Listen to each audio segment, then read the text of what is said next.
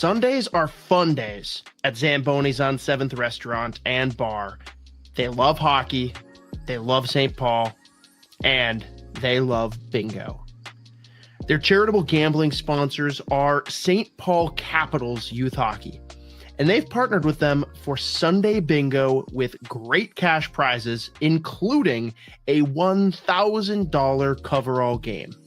Take advantage of free street parking on Sundays and stop in for great food and drink, cash prizes, and of course, THC raffles during Zamboni's on 7th, Wake and Bake, and Smash Mouth Pizza Brunch Bingo Sundays. Come get it. This is the most absurd event name, but I love it. Hey, you think that was absurd? We have 2 other ads from them as well. Shout out to our friends at Zamboni on 7th. Yeah. Welcome in, Wildly Informed post-game edition. Brett and Isha back here with you. We'll do things a little bit differently tonight. We'll break down to start off here for tonight's game between the Minnesota Wild, Carolina Hurricanes. A pretty wild one, no pun intended. Just there was a point in the game where there was, I think, 6 goals and like 5 saves. It was nuts. That first period was some just fun, crazy, edge of your seat type hockey. Just right after Boldy scored the second and then Carolina scored again, it was just like, I literally rose from my seat and I was like, you've got to be kidding me. What is this game? Friggin' Jalen Chatfield almost being decapitated. It was wild. We'll get into all the post-show thoughts here. We'll get into your guys' thoughts as well, and then we'll obviously dive into some other things on the show as well. Thank you guys for being patient. I gotta take one for the team. I was unable to join the show yesterday, but it kind of worked out for tonight. Anyways, and what a just crazy game to talk about. So Brett, where do you want to start? Well, it's just weird. So I have a desk upstairs when I'm sitting at here with 2 monitors. So I'm kind of playing a game, watching the Wild, and Morgan, my now fiance, made some spaghetti. So I went down to make my bowl of spaghetti, and it was I think it was 1-0, the Wild had just scored. And I went downstairs and I came back upstairs and it was 2-2. I was downstairs for 5 minutes, not even literally putting together a bowl of spaghetti. All of a sudden it was 2-2. I'm like, what did I miss? What happened? So then, Brett, I was kind of I had it on I was paying probably a little bit more attention, but I was just finishing up some work and uploading some stuff and rendering some files. And I saw So I saw the first 2 goals from each team. Those were registered. But then the second 2, I saw them. But then at one point, I blinked. And I was like, oh my God, it's 2-2 already. And then the floodgates just kept going. And because then you get the Pitlick hit, which I didn't like. Hating on a former Maverick. But coming in full speed, reckless, was a hair late, shoulder to the head. He kept his elbow down. But it's just, there's no reason, in my mind, there's no reason to make that hit. Right, you're off to a pretty good start. I think at that point, were they up 1-0 at that point? I think too, and just I don't know. I felt like it was just kind of a dumb hit. There wasn't even any animal. It wasn't they were going at it earlier in the game. Right. It was just kind of a random. Yeah, I don't know. Yeah, and then that obviously his floodgates kind of open after that. Stahl gets the 2, 5, and 10. Pitlick gets ejected and probably will get. I would assume he'll probably be suspended, as well for that hit. And then like you said, then the floodgates open. The Wild score 4-on-4. The Canes fire right back. The Canes score again, and then it was just. And the Wild were kind of from that point on almost seemingly playing catch up. Got it to 3-3, and then immediately just. A little bit of a, Brodin fumbles a puck at the blue line. Faber then blows a tire, gets a 2-on-1. It's a backdoor tap in for Gustafson's 4th goal of the night. He wasn't sharp very early on, but, neither was Freddie Anderson. And then both, kind of locked it in there for the last kind of half of the game. We get a 4-3 loss in the end. In my mind, not a game that the Wild really deserved to win. I think through 2 periods, they had 17 shot attempts and 11 of them ended up on goal. I think they made a nice push late, but as we talked about on this show before, I always take those late pushes with a grain of salt because at that point, if you're Carolina, you're probably just trying to defend a little bit more, not make any mistakes, defend the lead. But I think there was some good. I thought Zeev Boyum, I thought, had a really nice game tonight, like noticeable for the right reasons, like really active in the defensive zone, taking some chances, had a couple shots on net. Marcus Johansson, who will have a big section on tonight, extended his point streak now to 7 games. Dude. He has 7-game point streak. Only 4 times this season he's been held off the score sheet. So that was nice to see. I thought, Matt Boldy, obviously, who I had him on the dock to talk about tonight as well. A little bit of a scoring drought. Snaps that with 2 tonight. I thought him and Eck looked much, much better. Excited to see what adding Johansson to that line, which is probably the likely outcome for tomorrow. Zuccarello coming back. So there was some good takeaways, but again, I just think it was a little bit of a too little, too late scenario. Again, they started off great. The penalty kind of turned things around. And it took them a long time to kind of find their game again. Yeah, I thought Kaprizov did more good than bad as far as like turnovers and him just doing a little too much tonight as well. I thought he was pretty dialed in. Took advantage of all the open ice off like face-offs and everything. I think he had, I don't know how many hits he ended the night with, but like going into in the third period anyway, started the third period, like he had like 3 or 4 hits already. And so I liked his game tonight as well. Yeah. I think, he obviously, I don't think he got credit on the Boldy goal. I think that one went unassisted, but it's his drive to the net initially, I think, or no, he carried the puck down the wing, I think gave it to Eck. And I think Eck got his stick lifted, but he helps create that goal. So won't show up on the score sheet there. But I think he had a nice game tonight, and you have to be happy with that. I think he had a little bit of a rough patch there for a couple of games, and I think he's really turned it on. I think he might be on a 6-game point streak? Does that sound right? Yeah. It's kind of like that classic Kaprizov, like everyone knows, like, Johansson scored again, and Johansson did this. But it's like, Kaprizov's been right there. I think Rossi's on a 5-game point streak. I don't think he extended. Yeah, I think like Rossi's been kind of flying under the radar because of just, this team keeps losing. So it's like, we're not going to praise guys when the team's losing too much. I mean, unless you're Johansson, who has what was the stat again? It was like points per dollars that West Walls had, like the stat of all stats, which by the way, tonight I was like, oh man, like, this isn't Wes on color. Like, this guy's really sharp, and this is great. And I was like, man, Stalock is crushing it. Dude, he's phenomenal so good on color. He's so really, good. And he's like still so new at it. Like, dude, you give him 2 years. Bro, I was insanely impressed. Well, I think I heard too, he's actually does some with the Sharks too. Like, he does some Sharks play-by-play. Or not play, but Sharks color commentary. Because I think I think he traveled with the Sharks or something when they came to St. Paul and like called that game like for the Sharks. And then I think the next game he did with the Wild. So yeah, it was kind of funny. Updates on the point streaks that we were talking about. Rossi had a 5-game point streak that got snapped in Nashville. And then Kaprizov has points in 5 of the last 6. He didn't have a point in the Vancouver game, but that line's been really good. They've been scoring a ton. So I personally I don't think, you're going to keep one of them together, but we'll talk about lines later. But I have a different opinion of what I think I would do versus what I think is going to happen. But we'll save that for that part of the show. But I guess before we get into kind of the main outline, all of our topics for tonight, is there anything else from tonight's game that you want to hit on here before we move on? No, I think we pretty much covered it. But like, it just reminded me of, and again, I'm always going to throw back to like the other sport that I cover and watch as much as hockey. It just reminded me of like a crazy fight where like the first round is just epic. Guys are getting knocked down left, right, and center. They're throwing each other on the ground. And you're just like, there's no way that they can keep up that pace for another 10 minutes. And then the second and third round is literally just clinching up against the cage. And you're like, was it worth it? Like, do I still call this a good fight? So like that's kind of thing. Obviously the Wild didn't get a win, but from like just outside the bubble of like rooting for either team, like was it a good game? Does one period, despite like with all that craziness, make it a good game? I don't know. I was entertained for a very good portion of the game. If the Wild came out with the win, then maybe spirits are a little bit high and we go, oh, what a crazy game that was, blah, blah, blah. Or if they went to overtime and won it, or an unlikely hero or Johansson wins it in overtime, then maybe it's a whole other story and we're looking at it through a different lens. But yeah, I don't know. I don't know how to feel about this one. I'm kind of neutral. Wasn't a good game. Wasn't a bad game. Yeah, that's kind of. I think the Wild were going to win this one anyways. Coming into it, they got my hopes up in the first, and then it was just like, oh yeah, this team. Yeah. I think I would have liked good penalty kill. I guess I should say it was. Which has been better. I think now they've killed off I don't know what was it tonight.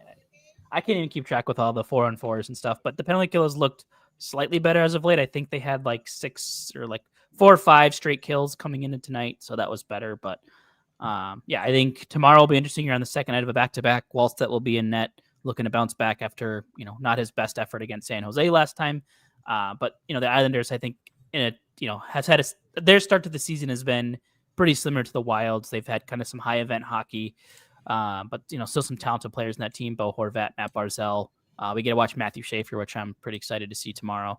We've talked a little bit about him on this show so far. So, Barzal, yeah, if Barzal doesn't get benched, yeah, like Jordan Kyrou. Kyrou is one thing, but I don't know about benching. Within reason, but I don't know about if benching superstars maybe sends the right message. I feel like skate them hard in practice, or maybe tell like some of the guys like, hey, like play them a little harder than you usually, like rough them up a little bit, but like you want them to win games. Idaho Skatesman, who doesn't watch any hockey, even though he has one of the apparently best ECHL teams in Boise. Shout out to the Idaho Skatesman. Thank you so much for the $2, man. He's one of our friends from the City Life community. Appreciate you checking in for the donation. Dude, everybody, Brett, who's played for Boise says it's one of the best and most underrated ECHL like hockey towns, like because there's nothing really else there, but I think like there's some college football. Yeah. That is their team, man. And they that is their NHL team. And apparently that's always the cool thing when you get those teams in those smaller markets for sure. Yeah. They take it seriously. I think Konopka played there. Some enforcer who played a while in the NHL. I'm pretty sure Konopka played there and said it was one of my favorite, as far as the minors, it was one of my favorite spots to land. So, yeah, for sure.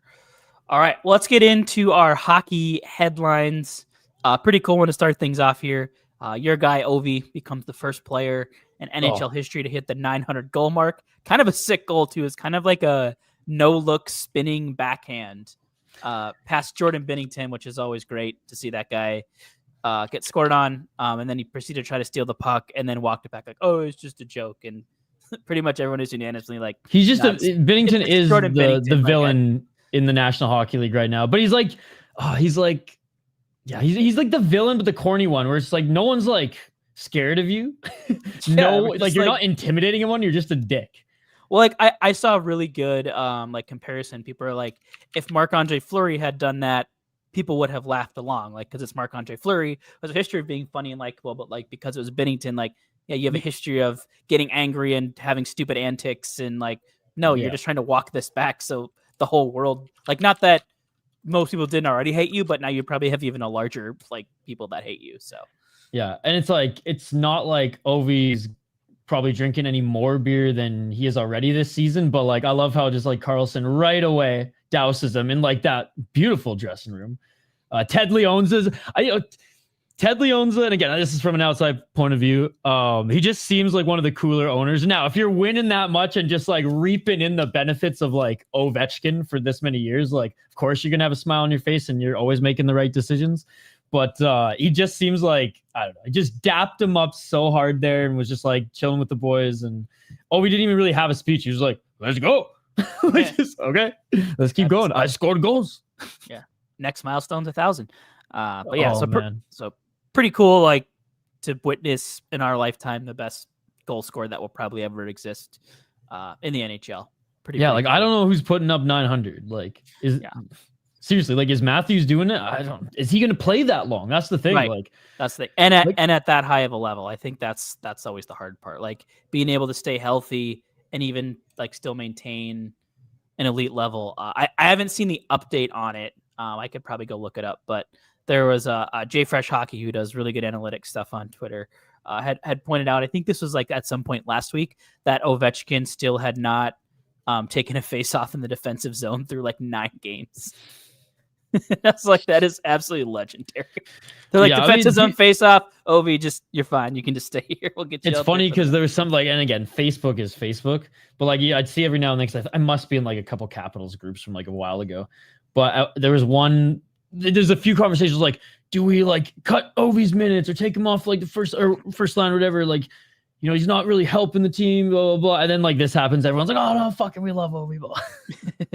Yeah. Fuck, I was trying to find the Carlson beer clip. It is just wiped from Twitter. Twitter just has the worst search engine in history now. So sorry, chat.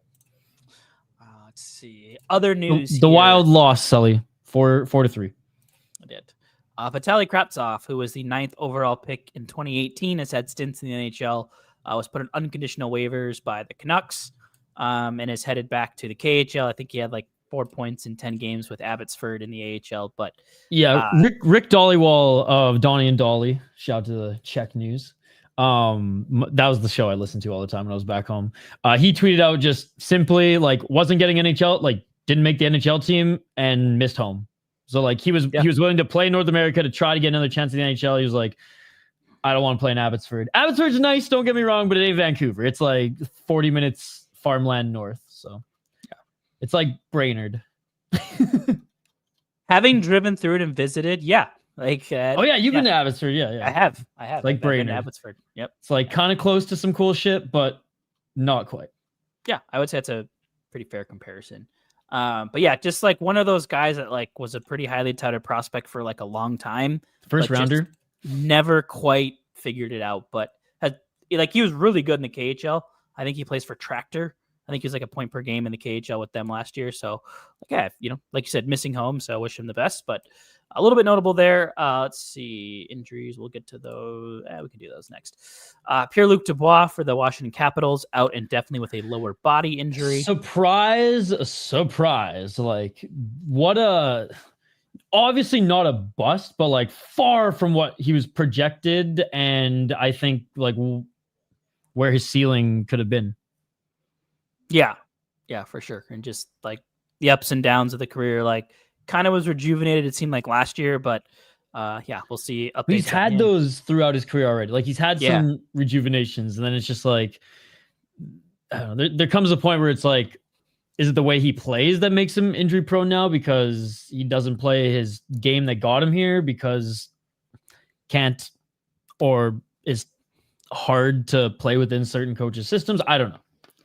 It just seems like wherever Pierre-Luc Dubois goes, he's either injured or it's not working with the team or coach. And at some point, you got to look at the player, right? Can't just blame the league. Yeah, right. Exactly. Another injury. This one was a little bit scary. This happened just under a week ago now. Oh, yeah. Chris Tanev is on injured reserve after a collision with Matvei Michkov, which like, and it wasn't like a intentional play by Michkov. Like they were both kind of like looking like they were like at the far blue and the play was kind of coming toward him. And they were both kind of skating in that direction and just collided. And it like Tanev must have got clipped just right. And he, I think he was coming back from a concussion that game, like had just been cleared and then reconcussed. I ended up going to the hospital, stayed overnight, was released, returned to Toronto, but seems to have another concussion. So wishing him all the best. Like super scary situation anytime you see a guy get stretchered off. And it's like, man, for so many years in Vancouver, Chris Tanev took so much damage. He led the league for like block shots for like a few years running. His brother's now taking it over.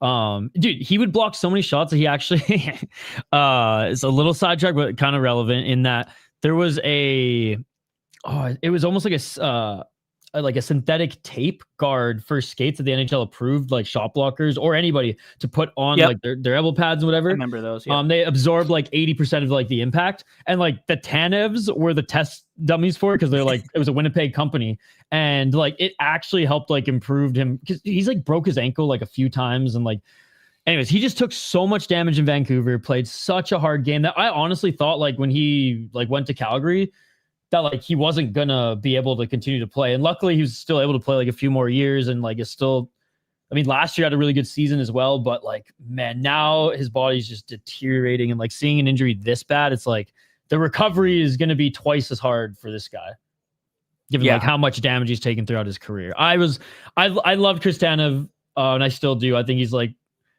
just a true defenseman.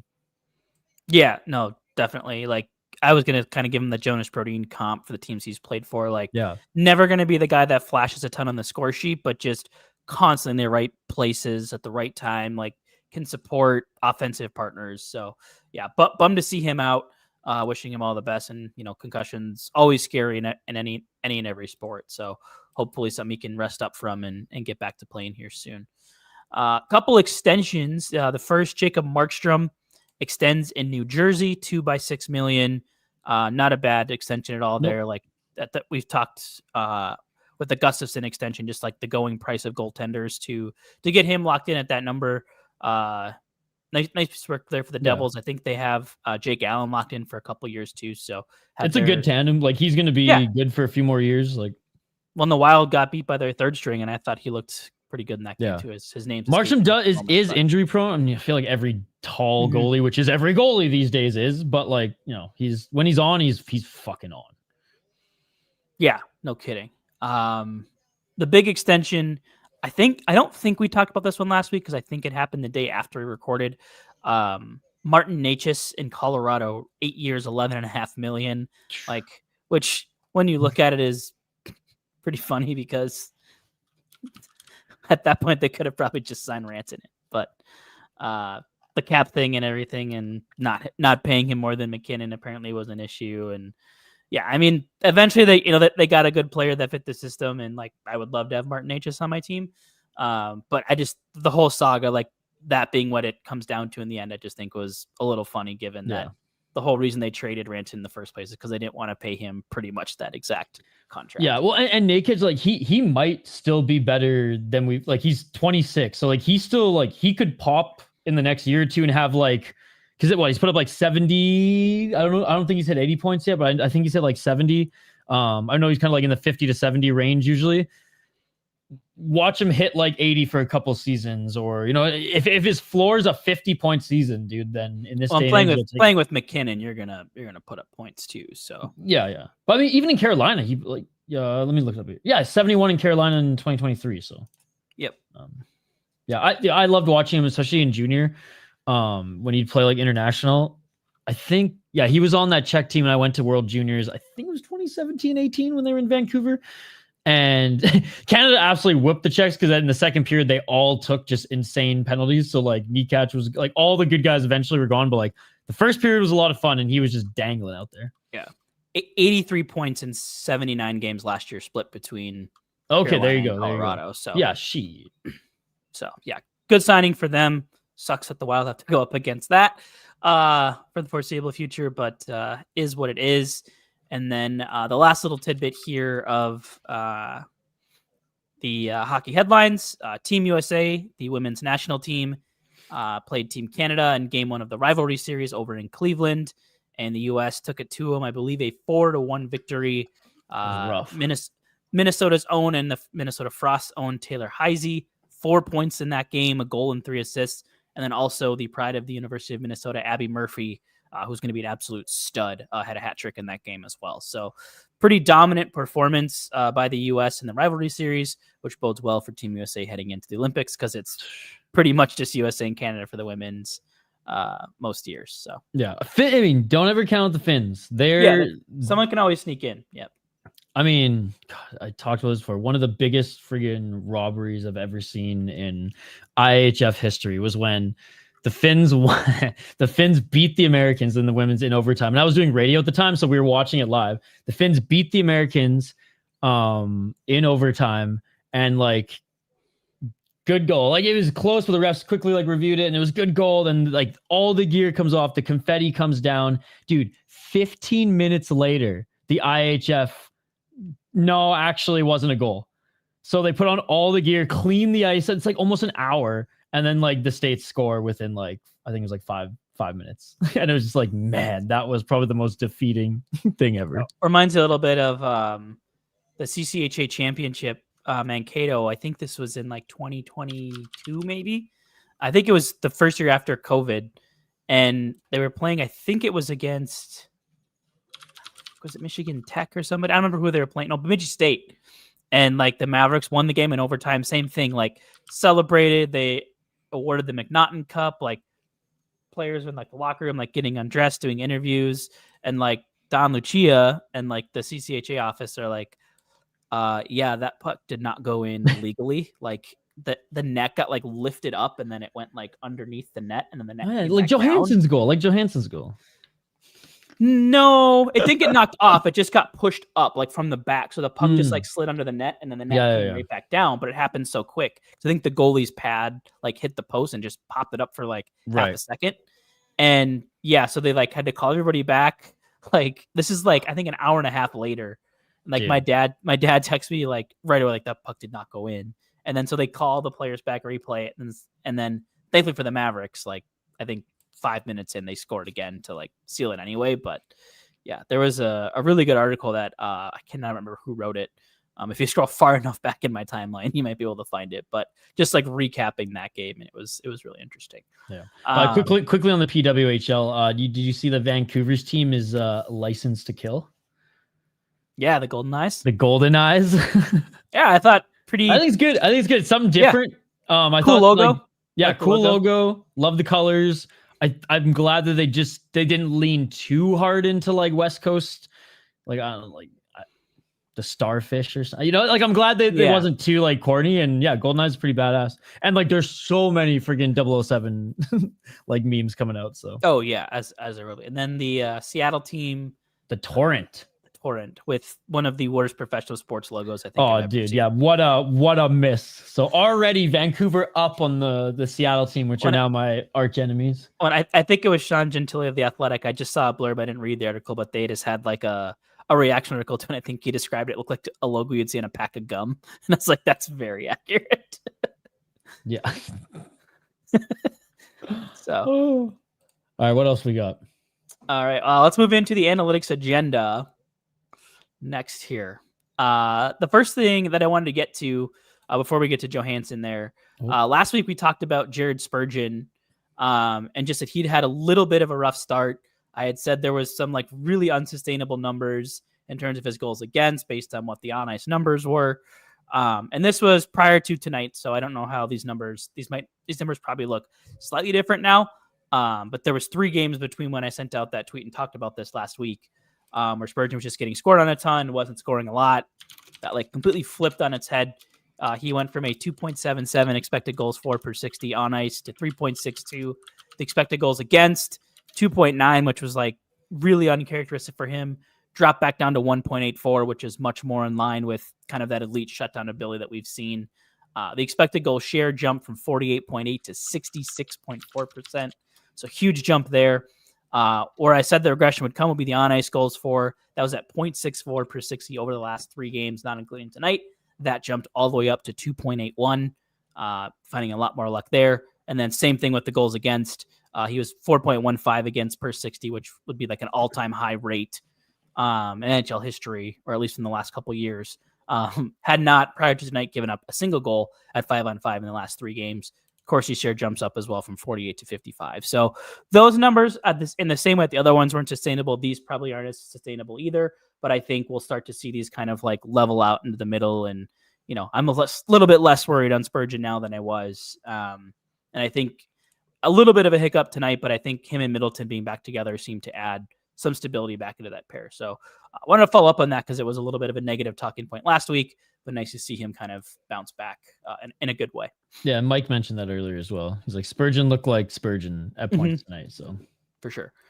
Let's talk about Marcus Johansson. Yeah, man of the hour, by the way. Friggin' 7 game now. Let's go. So these could be updated now probably again. The on-ice numbers weren't quite as good, but did extend that point streak now to 7. So made this graphic before tonight's game. So prior to tonight, just want to look at just what he's done over these last 6 games. Like he has been dominant. 5 goals, which is tied. That was tied for first in the NHL since October 25th. First on the team there as well. 8 points, adding 3 assists. That was 14th highest in the NHL in that same span. Getting to the net, 1.86 individual expected goals. The Wild, like controlling play was 62.6% of the offense with him out there. Which was really good. The Corsi share, the high danger share, everything was just fantastic. And just what he was doing. And like, he's noticeable in the right ways too. Like you see the speed, and a lot of people are like, well, he's got kind of these Mickey Mouse goals of, pucks going off his shin pads. And then, the overtime winner against Nashville, kind of a bizarre one there. But like my clap back at that is, hey, when you're playing with Kirill Kaprizov and Marco Rossi, go to the net and put your stick on the ice. Like good things happen when you go to the net. And so like, I think, I never thought I'd be complimenting him this much, but now up to 13 points to start the season, like through, is it 13 games? No, 15 games or something. Only 4 15. games this year without a point. And I have kind of a running bit on Twitter, just naming off some of the players that he has more points in this year. Like as a reminder for some of those: Jake Gensel, Sebastian Aho, Austin Matthews, Nazem Kadri, Nikita Kucherov, Thomas Hertel, Philip Forsberg, Jason Robertson, Alexander Ovechkin, Claude Giroux, like Kevin Fiala, Matt Barzell, like Tage Thompson, Elias Pettersson, and he's not making $3 million. He's making 800,000. Never forget it, ladies and gentlemen. Never forget it. And I don't think what he's doing is going to be sustainable, but it's been really nice to see kind of this similar Marcus Johansson, that we saw when the Wild kind of acquired him. I think it was the second time, and him, Boldy, and Eck went on that little bit of a heater. And when he was younger in Washington, he was guaranteed to put up 40 points every year. Yeah. Like it was just, that was the Marcus Johansson way. So like, obviously there's going to be some regression, but like he's probably going to end the year with 40, if we're lucky, 50 points. Yeah. I think, it could be his best season we've seen him in a Wild uniform. And dude, bro, it might be, how crazy would it be if this is his best season? And of course, like Wild, like, okay, I'm just going to say, like, I hope they make the playoffs, knock on wood they do, but like watch Johansson have the best season of his career. It's the Wild tell me to play. Yeah, it could be on brand. Which is honestly like, it's a possibility I don't want to see, chat. Yeah. Well, and like, I think just for me, like the reason I like to talk about this stuff is I'm hard on Marcus Johansson when he's just kind of average and meh. But like, I think you got to call out when you see the good too. And he's like, there's not much I can point to in his game right now that like, I'm a little underwhelmed by this. Like you look at that overtime winner in Nashville, take away the bizarre finish of it, but that whole play starts because he back checks full speed back in the defensive zone, picks the pocket. I think it was Eric Halla, like just lifts his stick and then headmans the puck to Kaprizov, but then just busts his ass. Like he's a gazillion miles an hour, the other direction to the back post. The puck comes there. You have the whole net gets knocked off. He puts the puck in and the whole debate there. You can have that for another day. But like that all happens because he not only hustles back defensively to make a play, but then hustles back offensively. And that's just kind of been a trend with him. He's been on the second power play this year, but we've seen some success out of that power play. He's been a part of that. So yeah, like it's just been really nice to see. And, at a time when, not a lot's happened offensively for this team, to get a guy like that to step up has been huge and has helped them win a couple games here. Bro, he's Sweden's Mogilny. Puts up 50 goals in a contract here and then just, I can put up 35, 40 because I'm rich, bitch. Yeah. Man. This topic, not as relevant now. My next one here, final little bit of our analytics agenda, was on Eck and Boldy. So this actually, I think producer Mateo had brought this up to me in a DM, just wondering, are they getting like the difficult matchups? And those who watched the pregame tonight, they did talk a little bit about this on the Wild pregame tonight. But like they have been like the Wild's matchup line through the past 6 games here. Mm-hmm.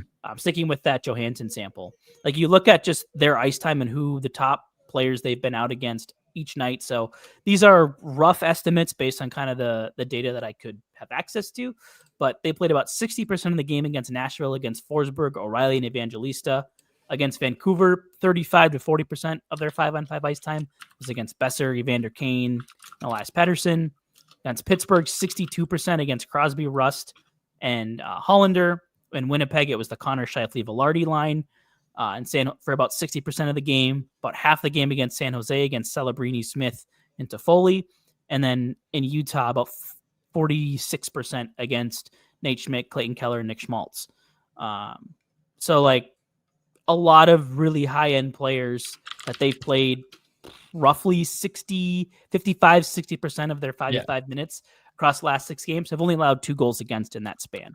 Scored just once to boot, so outscored 2-1 in those minutes. But, you look at, the point streaks that Kaprizov, Johansson, Rossi are on. I think a lot of that can be attributed to their being able to match this lineup against the top competition, free up Kaprizov and Rossi and Johansson to take on maybe that line 2, that line 3, get some better matchups for them to get some goals in. So I think it's like a 42% expected goal share in that time.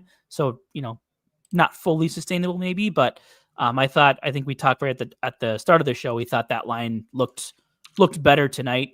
And it's likely that Marcus Johansson's going to slide in with that line beginning tomorrow night with Matt Zuccarello's potential return. More on that here in just a second. But so I guess like my point, like I said, kind of moot now because Boldy scored twice tonight. But like, do you have any concerns about just kind of the role they were playing, the lack of offense that we were seeing from Eck or Boldy?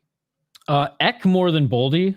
Like I think this is far from like the streaky Boldy we saw early in his career. Like this is like he's still probably the best. I mean, yeah, I'll say it. Like he's been the best player for this team. Like more often than not this season. Even if Kaprizov's putting up 2 points, like we talked about last week, like he's hurting the team sometimes. And he's like making up for it, and they're still losing. So is he really making up for it? Something that, again, I said at the top of the show that he definitely righted that wrong tonight and looked back to more so his own self. So I was not concerned about Boldy, but like, yeah, man, like Eck, like to see a little bit more. He seems to still put himself in the right places, but like, I don't want to say it's not puck.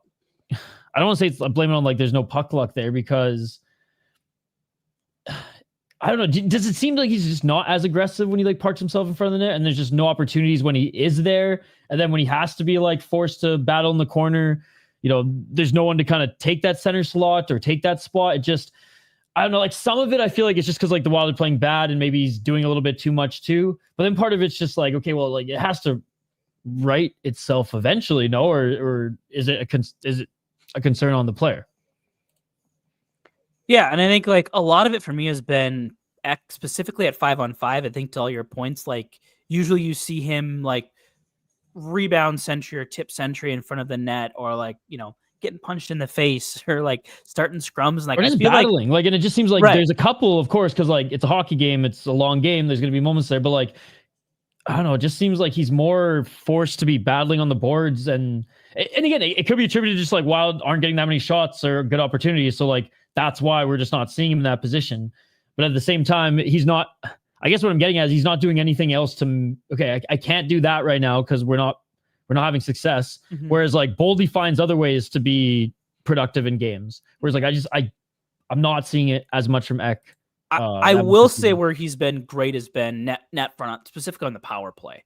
Like I think every power play goal that unit scored recently, you go back to I think the first one in Nashville, Kaprizov like snipes it like top corner from the high slot, but it's because Eck is standing right in front of the goalie. Like goalie can't see it.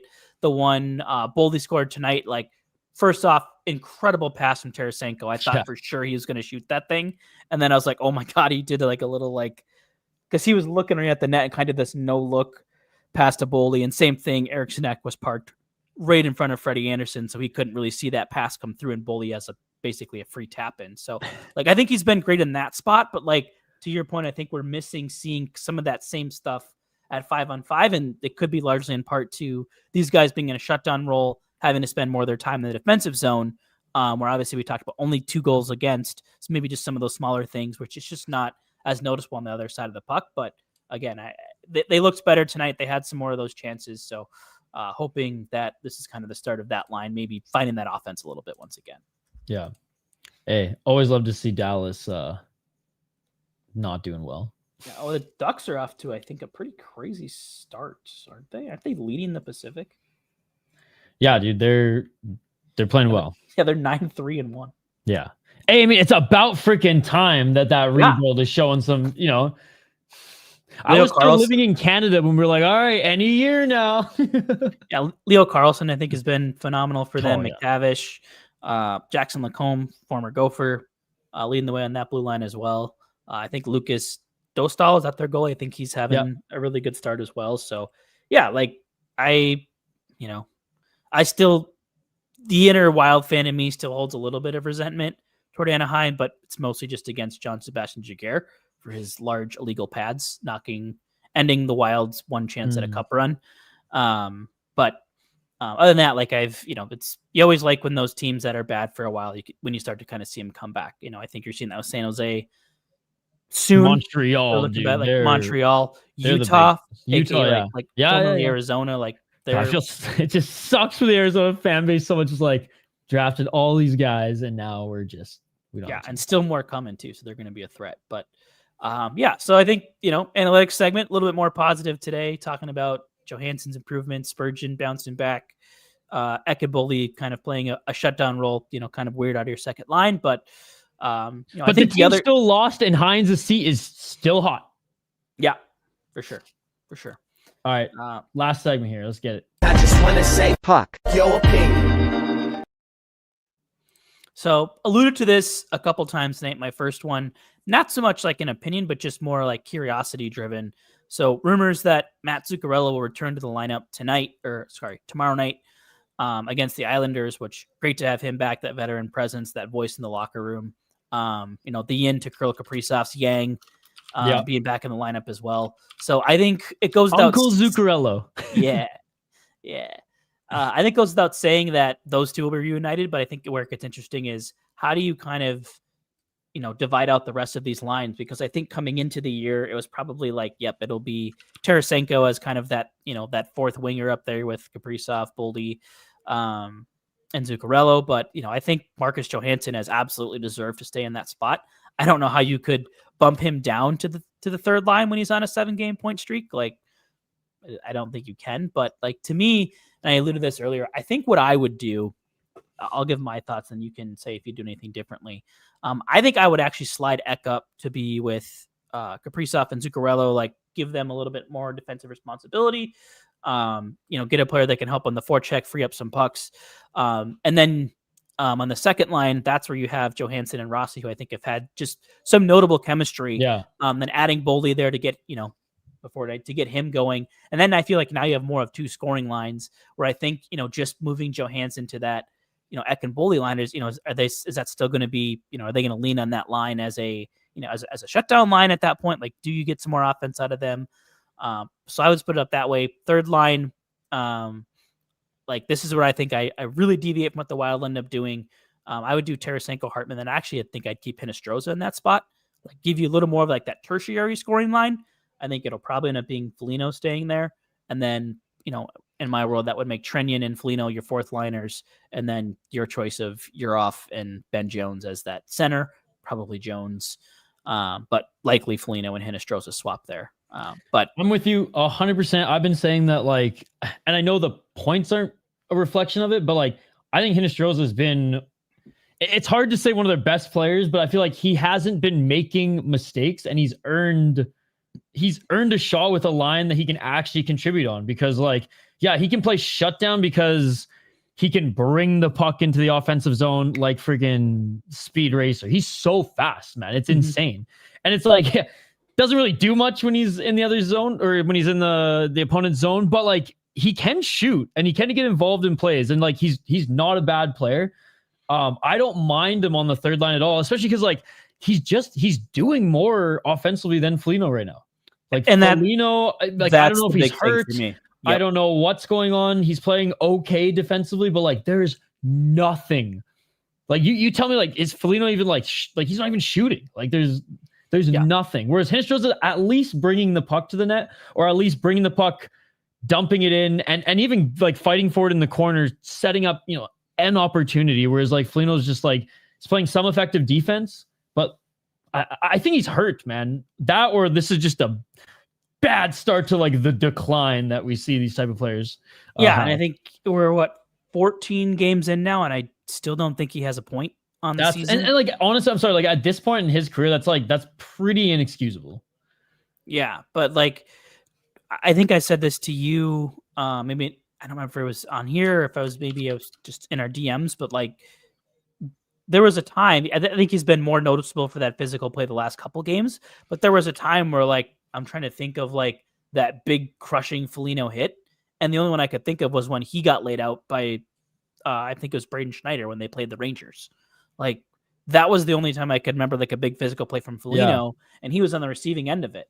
And you did see him get into the fight the other night, to help spark the team.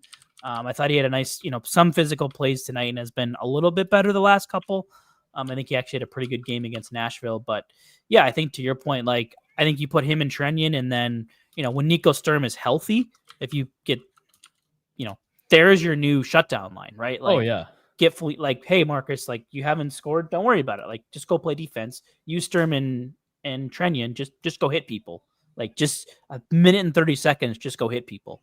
Like Yeah. give our top 9 a break. I don't think they'll ever do that, but I think at some point, if he's not producing, you have to at least consider it because, if you're going to have that conversation, it's like, well, I don't think I deserve that. Well, your defensive numbers are declining and you have 0 points. Like, where do you think you should be playing? So, I still think the leadership that he brings is important. And like, he's had flashes still, but I think you definitely would like to see a little bit more out of him. And, maybe you can kind of jack him up. Maybe if you stick him down on the 4th line for a little bit, but we'll see. Yeah. Jordan said it. Vinny's he's just trying harder. It seems like, so it's like, okay, you have to reward that. And especially, reward it from going to your 4th and 3rd line. It's like, if you can get the puck in the offensive zone and that way Tarasenko doesn't have to do it and he can get set up, and you have another capable, solid offensive player in Hartman who can set it up, like, and the chemistry between, 2 guys that have been playing together their whole life between Hartman and Hinostroza. So, yeah, because yes, I do agree. Father Time is losing to Sidney Crosby. Yeah. So I had this on there before we found out that David Jiricek was going to be scratched tonight, but I posed a question of wondering if he maybe needs some time in Iowa. Healthy scratch for Damon Hunt tonight too. I thought Hunt actually looked like Hunt looked great. Pretty solid game. Like, I love David Hunt. I'm just so happy he's back. Because you and I last year, we're going into last year. We're so stoked. We're like, all right, Hunt's going to be like an NHL player, blah, blah, blah. And then it's like, no. And like, what I like about him is he's kind of your prototypical, to me, like your ideal bottom pair guy. Like, might chip in 8 to 10 points a year, but like just plays the right way. Like, makes the simple plays, is in the right spots. Like, isn't elite, but like it's just the very average, but just smart defenseman. I thought that was kind of the plays he made tonight. Just good little chip plays, smart pinches, good positioning. So like I think he'll probably stay in there. Getting back to Jiricek though, like just his numbers are just very weird. So you look at kind of the underlying analytics. He's 4th best on the team in his on ice 5v5 expected goals per 60 minutes at 5-on-5 at 3.27. But you have the flip side of that coin, his 3.67 expected goals against, you could argue is worst on the team or second worst on the team. Ben Jones has 4.05, but fewer games played, so that number can get skewed a little bit more. But like you have, a guy with bringing a ton of offense, but also being a pretty big liability defensively on the other end. The interesting thing for me a little bit has been his deployment. So you look at, he's only getting offensive zone starts 33% of the time. Averaging about 3.5, somewhere between 3 and 4 offensive zone starts per game. He's getting about 7 defensive zone starts per game. And I think like you look at, where does he excel as offensively? Like I would try to flip that if you're going to keep him up here, like get him out there for some more offensive zone faceoffs. Like I think Zeev Bouillon has had about half of his shifts that started in the offensive zone. I don't think help his confidence too. Yeah. And like, I don't think they should stop doing that. Like Zeev, especially the way he played tonight, but like I think, can you use Jiricek in a similar way, get him out there for some more offensive zone starts? He also, I believe, leads the team in on the fly starts, both forwards and D. So a lot of times coming over the boards in the middle of a play. So, that's hard to fix, but like it's a tough spot if you're the Wild coaches, because like, how do you balance like, hey, this guy like helps a team that struggles to generate offense. Like he knows how to get involved in the play and help us create scoring chances. But how do we balance that with these liabilities, these mistakes and turnovers that are often happening in the defensive zone? So I think, a healthy scratch, just maybe for him to reset a little bit, spend some time with the coaches, maybe watching some film, learning a little bit, seeing what happens. But like, I do wonder if at some point, especially if Hunt starts playing well, if Bogosian comes back, gets healthy, I do wonder if he's not the first one to head back to Iowa, play the big minutes, and just see if he can kind of coach some of those things in real time down there. Yeah. There's flashes, which is good, but there's also some big mistakes where like you have more patience with Zeev because he's a little bit more of a motor and he's doing a little bit more offensively as well. And I can see like Heinz is trusting Zeev a little bit more too, which is nice. Yeah. Yeah. And I think like that's been earned, right? Like I think I think Joe Smith had an article today, like there's going to be some growing pains, and we knew that coming in. It's a 19-year-old defenseman playing in the NHL. Like he's not going to be perfect, but I think there's just continues to, for me, there's been more positive things to look at than the negatives when it comes to Zeev, but maybe that's the rose-colored glasses. I don't know. Yeah. What else? Last thing I have on here, speaking of Zeev Buium, just wondering, like, I think a lot of people have been like, well, you're kind of reducing his minutes. You've changed his defensive partner. And now they've taken him off PP1. I think there was some speculation for a brief time. There's like, is he going to get sent to Iowa? But producer Mateo had pointed out that since Zeev had been taken off the first unit, that the first unit hadn't scored a goal. I think that changed with the aforementioned Kaprizov goal with the X screen against Nashville. But prior to that, I think it was like 3 or 4 games where that unit didn't score, and like the Wild PP was still scoring because there's a second unit, which is where Zeev was at that point. So just in your thoughts, like, what do you think at this moment where Zeev should be playing, obviously on the power play, but first or second, and why? Yeah, I think definitely should stay on it. I mean, whether it's Faber or Spurgeon who've done it before, it's just like they can be a quarterback, but like this is why they drafted Zeev. Like, and it's been looking pretty good. Better than not, especially what you pointed. I didn't know Mateo pointed it out, but like he would be because he's been tracking Zeev like hardcore this season. And look, the power play is not being fixed by taking him off of it clearly. So yeah, I want it to be ran through him, and I want him to develop into the guy that is truly the one that's dictating it. Yeah, I need reps. Yeah, I think this is where I'm stuck because, like, obviously I see the value he could bring to the first unit, but I think at the same time, like, there was, I think, a point last year. I think it took 19 games and it was like 34 opportunities before Freddie Gaudreau scored the first goal for the second power play unit last year.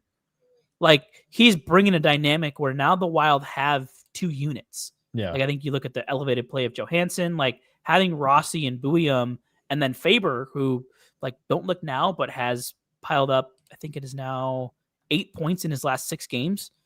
Some of that coming, none of that actually coming on the power play, but like I was after, the first 9 games didn't have any points. Like, yeah, he's starting to find the offense again. I think Faber also in that stretch, I think he's got over 20 shots on goal, which for like a Wild defenseman is bananas. He had 5 against San Jose, 7 against Winnipeg, 2 against Pittsburgh, 3 against Vancouver. Don't know what he had tonight, but obviously the whole team wants to win, but like Faber showed like he wants to win so bad. Like, and that's what I love about him. Yeah, like I think you're seeing that come back. So like, I think for me, like, again, I see the value in him being on, that top unit, just making that one so much more threatening. But I think being able to have 2 units that you can lean on and him being a big part of that second unit, I think for me that outweighs it for right now. Like, let him get comfortable in that second unit, and in time, I think we'll see him back up on that first unit. Yeah, it has been sneaky good. It's just like it's been in flashes in games where it hasn't really mattered, and I feel like in games where like we've needed it the most, a la like New Jersey, it was so bland, right? So I guess I would say, Brett, probably, funny enough, as we're like concluding the podcast, like we probably sound more positive than I think people coming into this post-game show like we're thinking. And like, look, like this is not a positive year. It's still not positive. Heinz' seat has gone lukewarm to maybe just like warm now. There's still a lot of bad that has to be corrected. But 2-1-1 in their last 4, but yeah. But some winnable games coming up. I think it's 3 teams they should have beaten that have struggled this year. Tonight was a lot, but I think tomorrow's one they have to win again, or at least I don't even want to say at least get a point. I think that they need to start. No, they like fuck a point. You need to get 2. Like, it's just you've dug yourself a hole at this point. Like 2 points is what you can't settle. You can't settle. There was someone in the chat, I think early on, had what they're on. Yeah, here it is. Ezekiel in the chat at the top. They're projected right now, based on their current pace, to go 27, 38, and 17. So yeah, 27 and 55 is not this team. Yeah. So I don't know. We'll see how they do in these winnable games with Zuccarello back, and we have some 2 scoring lines again. Maybe that is just the answer. Maybe Kaprizov just needs Uncle back in the lineup. Hey, yo, shout out to our friend from Boston. Marat Kuznetsov is the greatest hockey player of all time. Like, holy fuck, dude. I am gutted. Absolutely gutted, but I can't believe I'm saying I'm happy for a Boston Bruins fan. Yeah. Yes. Thank you so much. Thank you so much. It's amazing what happens when you put young players in the position to succeed. By the way, another friend from City Life, and actually I'm gonna go jump over to City Life right after this, Brett. And there's like 4 fights left in this Peruvian league. Shout out to Fusion Fighting Champion. I literally have had it on in the background this whole podcast, by the way. I've been watching an excruciating Sunday night football game. I just missed a flying knee knockout here, but our friend CCS, I just call him Sis. His favorite hockey player of all time is Vladimir, and so I just had to show him this clip. The right way. How much does that rub off on you and the rest of the team? What's a rub off means? How much do you learn from that? Oh, okay. I used to sit in a different spot before all the time. Petrangelo's sitting there like, what's a rub off mean? Oh, one of the greatest. Anyways, I knew you'd love it. Oh man. The Thursday night game's even more horrendous when I last minute put Bo Nix, the Broncos quarterback, as my fantasy starter. This, instead of Jackson Dart, who's probably gonna have way more points than Nix has. I think he has 8 right now. So 3.5 minutes left. So oh man. Well, that's the show, guys. Still losing, still disappointing. More good than not. I guess like vibes are a little bit higher than last week because a game we didn't think that we were gonna win. They looked a little bit better in, but ultimately, I guess if they just continue to play like shit with Zuccarello back in the lineup, then like sound the alarm bells, get Hines out of here. But like we have at least maybe an ace in the back pocket, and we'll see if that comes true next week. Yeah, for sure. So they have a Wednesday game next week, so we'll probably be Thursday again next week. Yep. I think it's we got the Islanders tomorrow, and then I think they have a Sunday. We got one on Sunday. Yeah, Sunday against Calgary, and then wait, no, am I on the right? Yeah, I'm right. Just kidding. They don't have a Wednesday game. I was looking at the wrong Carolina game.